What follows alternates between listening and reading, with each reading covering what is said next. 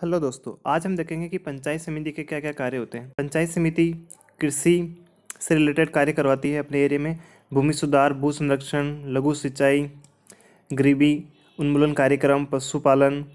मत्स्य, खादी, ग्रामीण आवास और पेयजल की व्यवस्था करवाती है। सड़क, भवन, गैर परंपरागत ऊर्जा, शिक्षा, प्राथमिक और माध्यमिक शिक्षा, तकनीकी शिक्षा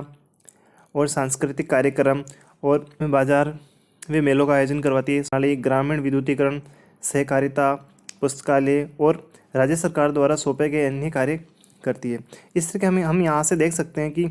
अपने भी है वहाँ पे जो ऑलरेडी जो सरकार है उसने कितना कार्य करवाया। जैसे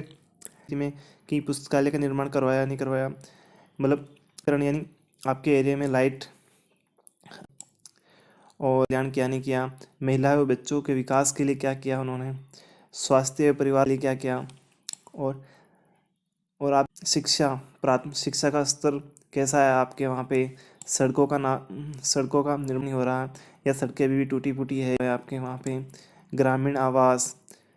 मत्स्य, ये सारे जो पॉइंट हैं इनके हिसाब से जो उनकी पंचायत समिति के क्या क्या, तो आप यहाँ से आराम से देख सकते हो कि पंचायत समिति के क्या क्या कार्य होते हैं और आप यहाँ से उनको समझ सकते हो और अपनी पिछली सरकार से एक तुलना कर सकते हो कि हाँ भाई, जो सरकार थी उसने हमारे एरिया में, हमारी पंचायत समिति में ये कार्य करवाए नहीं करवाए। कई बार दोस्तों हम राज्य सरकार और सेंट्रल गवर्नमेंट को देख के वोट दे देते हैं और फिर हम देखते हैं कि जो हमें मूलभूत आवश्यकताएं होती है जैसे सड़क, शिक्षा, तकनीकी प्रशिक्षण, व्यवसाय शिक्षा, सांस्कृतिक, बाजार मेले, स्वास्थ्य, परिवार कल्याण, महिला व बच्चों का विकास, ये सारी सुविधाएं हमें नहीं मिल पाती और फिर हम सोचते हैं कि जो हमने वोट तो सही जगह दिया था तो अभी हमें ये सुविधाएं क्यों नहीं मिल रही।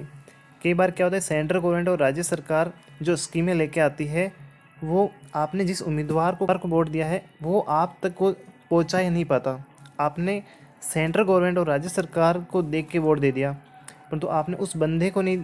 देखा कि इस किसको वोट दे रहे हैं। इसी कारण तो राज्य सरकार की जो स्कीमें हैं वो आप तक पहुंचाता ही नहीं है और बीच आवश्यक है कि हमें सुनिश्चित कर लेना चाहिए कि हमने जिसको वोट दिया है वो राज्य सरकार और सेंट्रल गवर्नमेंट की स्कीमों को अपने यहाँ पे लागू सही से करवाएगा या नहीं करवाएगा। आशा करता हूँ आपको समझ में आया होगा। Thank you.